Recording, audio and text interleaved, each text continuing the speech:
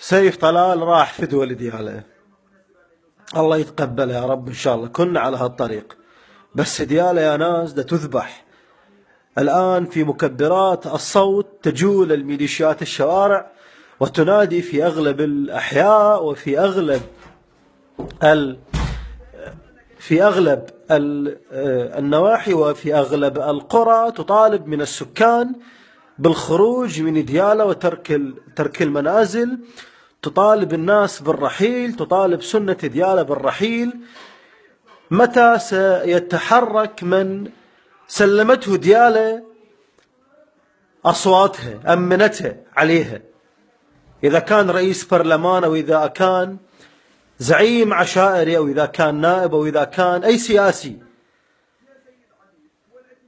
ما تنتفض الغيرة يوم عندك وتقول أنا على أبو المنصب لا أبو أي شيء يجي من وراء. لك ذولا أهلك، هاي ديرتك، لك ديرتك بابا، لك بابا سليم الجبوري، هاي ديرتك، لك ذولا أهلك، لك بابا ديال اليوم دا تعيش وضع ما عايشته بتاريخه. لك مجازر، لك استحي، لك استحي استحي استحي استحي. لك اطلع قول أنا خلص راح استقيل. قول الشركاء السياسيين ما دا يلتزمون بعهودهم، ما دا يلتزمون بمواثيقهم. ناس دا يلعبون ويانا بعملية سياسية رخيصة، ناس لقيطين، ناس ما قاعد تلعب سياسة شريفة، ناس ما عندها ذمة ولا ضمير ولا أخلاق. لا تتبع أهل البيت، لا تتبع مذهب، لا تتبع إله.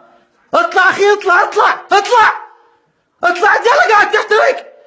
اطلع، حسبي الله، حسبنا الله، كل دم برقبتك يا سليم الجبوري، كل دم برقبتك، كل دم أهل السنة برقبتك، وكل واحد مشلب بالمنصب، كل واحد باعنا، كل واحد باعنا برقبته إلى يوم الدين. الجثث تملي الشوارع، ده تملي الشوارع، الدم للركب وصل بيها. هاي خزي، شلاب.